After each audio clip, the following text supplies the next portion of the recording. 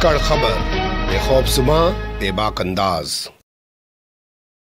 धाकड़ खबर में आपका स्वागत है। मैं आपके साथ हूं अकरम रईस खान। मैं सब जानता हूं, मैं ही सब कुछ हूं। मेरे आगे, मेरे पीछे, मेरे ऊपर, मेरे नीचे, मुझसे अलावा कुछ भी नहीं है। लगता है इसी आत्ममुग्धा में जीने के इतने आदी हो चुके हैं देश के प्रधानमंत्री नरेंद्र मोदी, या तीसरी बार प्रधानमंत्री बनने के बाद वो इस आत्ममुग्धा में और इतने लीन हो गए हैं कि अब वो इतिहास के बारे में भी कुछ का कुछ बोलने लगे हैं। उन्होंने लाल किले की प्राचीर से खड़े होकर जो दावा किया आजादी की लड़ाई में आदिवासी नेता की भूमिका को लेकर, उसके बाद उन्हें देश ही नहीं पूरी दुनिया में आलोचना का शिकार होना पड़ रहा है। यह अलग बात है कि देश में बैठा हुआ भोंपू मीडिया इस मुद्दे पर आपको कोई खबर दिखा और बता ही नहीं रहा है। उनके इस कथन को जो उन्होंने इतिहास के पन्नों से निकालकर आदिवासी नेता जिनको भगवान के तौर पर पूजा भी जाता है, माना भी जाता है, के बारे में क्या बोला है, पहले मैं आपके सामने रख रहा हूं और फिर हम लोग बात करेंगे इस पूरे मुद्दे पर डॉक्टर राम पूनियानी जी से। उनके परिचय के लिए मुझे लगता है उनका नाम ही काफी है, क्योंकि देश ने पूरी दुनिया में उनको लोग सुनना बहुत पसंद करते हैं। लेकिन अभी प्रधानमंत्री के बोल वचन सुनिए। हमें पता है 1857 के स्वतंत्र संग्राम के पहले भी अंग्रेजों के नाक को दम करने वाला हमारा देश का एक आदिवासी युवक था। 20-22 साल की उम्र में उसने अंग्रेजों के नाक को दम ला दिया था, जिसको आज भगवान बिरसा मुंडा के रूप में लोग पूजा करते हैं। भगवान बिरसा मुंडा की 150वीं जयंती आ रही है। कि हम सबके लिए प्रेरणा का कारण बने। समाज के प्रति छोटा व्यक्ति भी देश के लिए कैसी जज्बात रखता है, उससे बड़ी प्रेरणा भगवान बिरसा मुंडा से अधिक कौन हो सकता है। सुनिए आपने प्रधानमंत्री जी को क्या बताया जा रहा है। 1857 का जो स्वतंत्रता संग्राम हुआ था, उसमें 20-22 साल का एक आदिवासी नौजवान तो ये अंग्रेजों से लड़ रहा है। तो अब हम जो है पहले स्वागत कर लेते हैं डॉक्टर राम पूनियानी जी का। बहुत शुक्रिया सर वक्त देने के लिए। धन्यवाद धन्यवाद। ये आपने संबोधन सुना होगा प्रधानमंत्री जी का? जी जी जी। क्या कहना चाहेंगे? उन्होंने जो इतिहास बताया है, वो इतिहास जो है वो कितना सही और कितना गलत है, और क्यों इनकी आलोचना की जा रही है सोशल मीडिया पर? देखिए, ये जो भगवान बिरसा मुंडा के बारे में कह रहे हैं, इन्होंने 1857 की क्रांति में भाग लिया और उसके पहले 20-25 साल तक अंग्रेजों के खिलाफ लड़ रहे थे। अब ये उतना ही गलत है। वैसे उनकी आलोचना करना भी ठीक नहीं है, इसलिए कि उनके बहुत सारे बयानों में ऐतिहासिक गलतियां भी होती हैं और कई बार वो ऐसी बातों को बोलते हैं जिसमें कोई सच्चाई नहीं होती। तो भगवान बिरसा मुंडा के बारे में ये जो कह रहे हैं, वो सच्चाई से बिल्कुल परे है। मैं थोड़ा सा बता देता हूँ भगवान बिरसा मुंडा के बारे में। इनका जन्म 1875 में हुआ था। अब ये तो प्रधानमंत्री जी को शायद पता ही होगा कि हमारी भारत की पहली क्रांति 1857 में हुई थी। बहादुर शाह जफर के नेतृत्व में हुई थी। झांसी की रानी, तात्या साहब टोपे, नाना साहब पेशवा सब थे। अब उसके बाद जो वातावरण हुआ, अंग्रेजों की जो ईस्ट इंडिया कंपनी से थी, उससे शासन चला गया ब्रिटिश सरकार के अंडर में। अब यहाँ से पूरा हमारा प्रशासन का पैटर्न चेंज होता है। ईस्ट इंडिया कंपनी अभी तक कोशिश कर रही थी ज़्यादा से ज़्यादा जगहों को लूटने की, ज़्यादा से ज़्यादा जगहों को कब्जे में लाने के लिए। अब यहाँ जब ब्रिटिश सेटल हो गए, उनका राज स्थापित हो गया, उन्होंने हमें गुलाम बना लिया, तो उन्होंने नए नए कानून लाना शुरू किया। कानून तो ईस्ट इंडिया कंपनी भी लाए थे, जिसके आधार पे उन्होंने बहुत सारे राजाओं की। मुझे लगता है मैं आपको यहाँ रोक के एक सवाल अपने दर्शकों के लिए, व्यूवर्स के लिए और क्लियर करना चाहता हूँ, क्योंकि प्रधानमंत्री ने कहा कि 1857 के स्वतंत्रता संग्राम में वो लड़े हैं, लेकिन आप बता रहे हैं कि 1875 में तो उनका जन्म ही हुआ है, यानी करीब जो है 18 साल बाद उसके उनका जन्म हुआ उस क्रांति के, या 17 साल के आसपास। तो कहीं ऐसा तो नहीं है कि जिसने उनको प्रिंट करके दिया हो वो लिखना 1875 चाहता हो, लेकिन उसने लिख दिया हो 1857? अब इसको कहते हैं प्रिंटर्स डेविल। पर मुझे नहीं लगता कि हमारे प्रधानमंत्री को इतना इग्नोरेंट होना चाहिए। ये बात तो आम लोगों को पता है। भगवान बिरसा मुंडा बहुत लोकप्रिय हैं और उनका जन्म, क्योंकि उनका पूरा जीवन जो था वो इसके लिए था कि ब्रिटिश यहाँ जो कानून ला रहे थे, जिसके आधार पे वो यहाँ के आदिवासियों की जमीनों को छीन कर यहाँ एक जमींदारी सिस्टम ला रहे थे। आदिवासियों में क्या होता है कि भाई जमीन सामूहिक होती है, सब उपजाओ सब खाओ। अब ये तो ईस्ट इंडिया कंपनी के दौरान हो नहीं सकता। इतना एक कॉमन सेंस तो किसी को भी होना चाहिए कि भगवान बिरसा मुंडा का जो योगदान था वो ब्रिटिश कानून के खिलाफ। तो यही मैं बताना चाहता था आपको कि जहाँ भी जिसको झारखंड हम लोग कहते हैं, उसके हम्म छोटा नागपुर एरिया में मैं इनका फिर जन्म। मैं फिर जी आपको थोड़ा सा रोक रहा हूं, क्योंकि बहुत अच्छी जानकारी आपने दी है। और आपने बताया कि 1857 से पहले ईस्ट इंडिया कंपनी और 1857 के बाद सीधे सीधे ब्रिटिश रूल यहाँ पर लागू हो गया, उन्होंने अपने यहाँ पर सत्ता स्थापित कर दी। और उसी के बाद उन्होंने नियम कानून बनाए, उससे पहले तो नियम कानून नहीं था, जी तलवार के नोक पर बंदूक के नोक पर जो वो चाह रहे थे वो कर रहे थे। क्या मैं ठीक बोल रहा हूँ सर? जी और वो जो कानून उन्होंने बिल्कुल बनाए, उसी के खिलाफ जो है ये पूरी जद्दोजहद थी, जिसका जिक्र प्रधानमंत्री जो है लाल किले से कर रहे थे। जी। तो ये कानून ऐसा था कि हमारे आदिवासी, ये तो हमारे प्रकृति की संरक्षा करते आ रहे हैं हजारों सालों से। उन्हीं के कारण हमारे जब जंगल बचे हुए हैं, पर्यावरण में सुरक्षा आई है। और उनका जो रहने का तरीका था, उसमें जंगल में जो जमीन होती थी वो किसी एक व्यक्ति की नहीं होती थी, वो जी सबकी होती थी। उसी में से सब, जो खेती तो वो करते नहीं थे, वो झाड़ों से फल लेना और दूसरे प्रकार की चीजें लेना, झाड़ों की दवाइयों का भी बड़ा इंपॉर्टेंस था, ये सब वो कर रहे थे। तो अब वो 1857 में कैसे हो सकता है?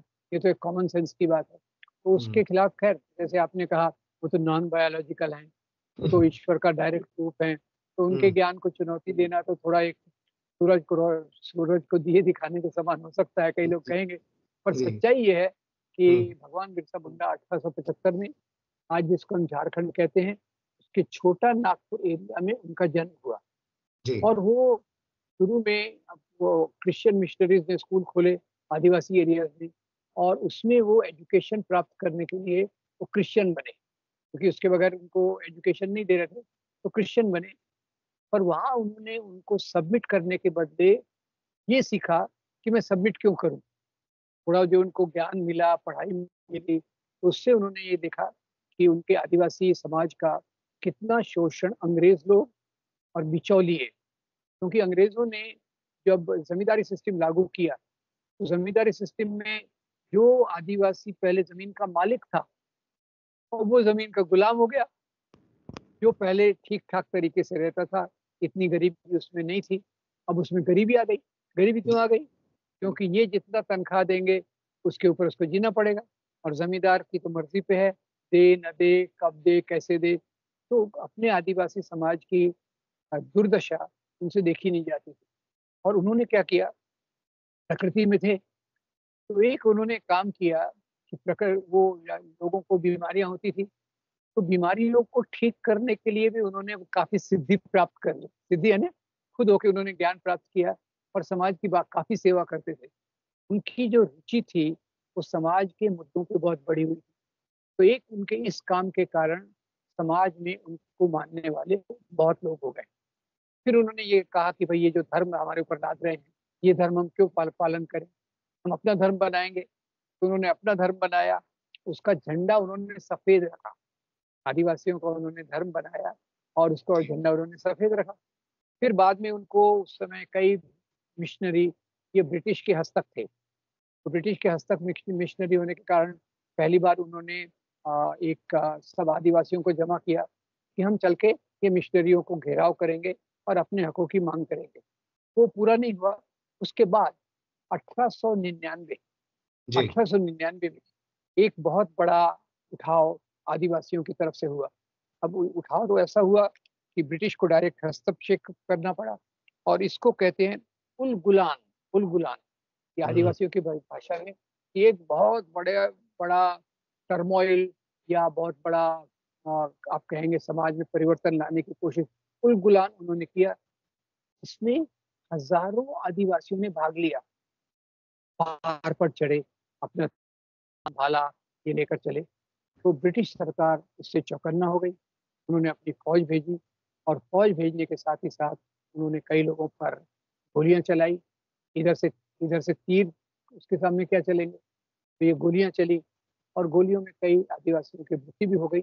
और उन्होंने बिरसा मुंडा को जीवित पकड़ लिया, जी और बिरसा मुंडा के बहुत सारे साथियों को जेल में डाल दिया 1900 में। 1900 में।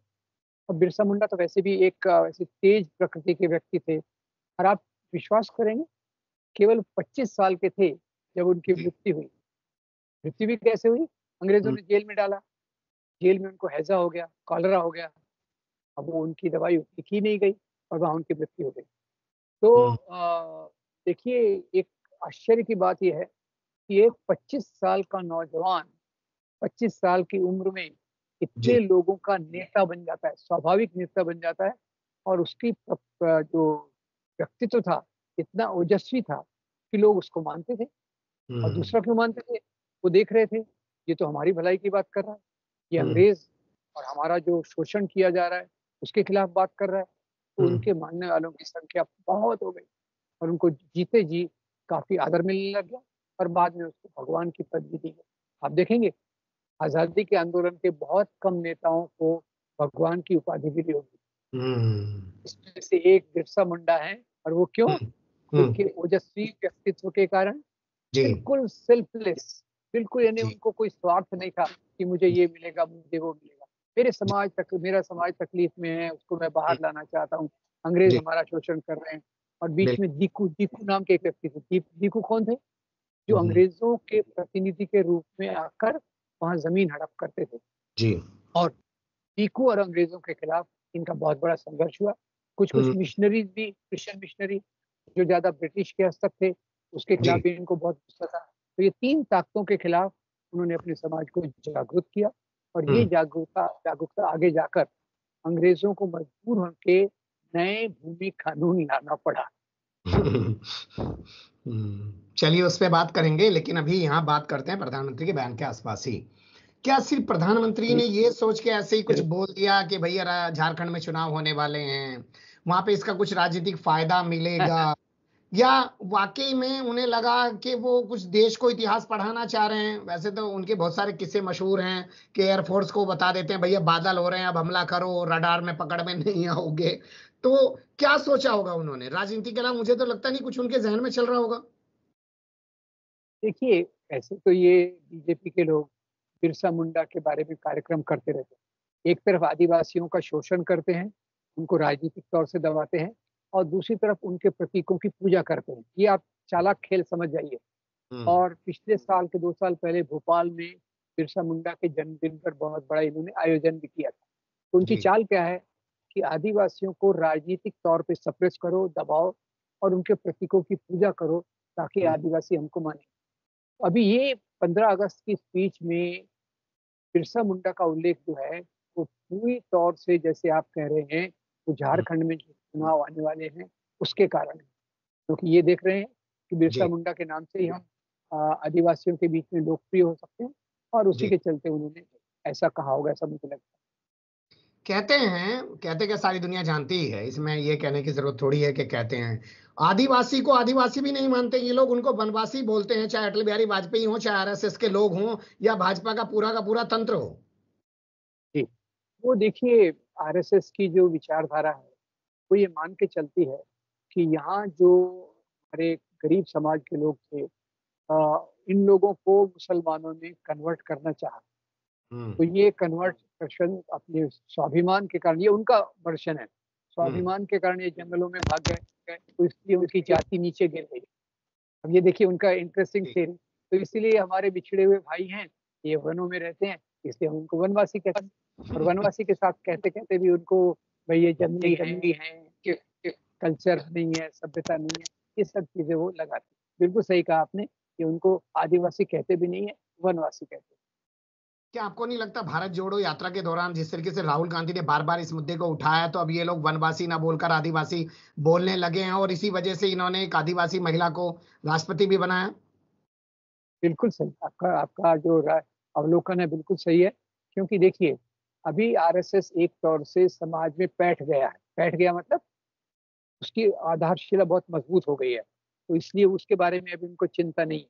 अभी हम्म। इसलिए प्रतीकात्मक चीजें जो इनको चुनावी राजनीति में फायदा दे सकती हैं, वो करते हैं। अब आदिवासियों को, एक तो आप उनको अधिकार दो या उनके प्रतीक बनाओ। तो प्रतीक जी। के रूप में मुर्मू जी को राष्ट्रपति बना दिया, पर आदिवासियों के अधिकारों के बारे में तो कोई बात नहीं करते। तो ये हम्म। उनका एक बहुत चालाक तरीका है, जहाँ एक तीर से कई तीरों से वही शिकार करते हैं।